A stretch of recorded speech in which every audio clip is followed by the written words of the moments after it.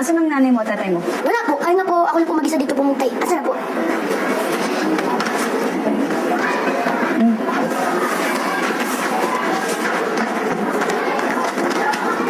Teka, ma'am. Ba't mo ako binagsak? Nakita ko yung card ni John P. Pasado naman siya. Mas matalino pa ako dun, ma'am eh. Ako pa nga nagpapakupi doon sa exam eh. Yung number 30 tsaka 35.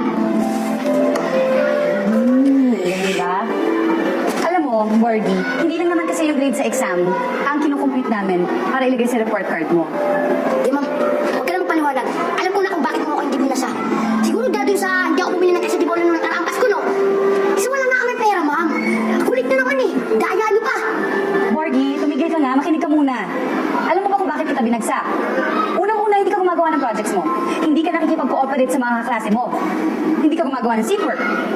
Hindi ka tumutulong dito sa loob ng classroom. At higit sa lahat, ikaw na mismo ang nagsabi na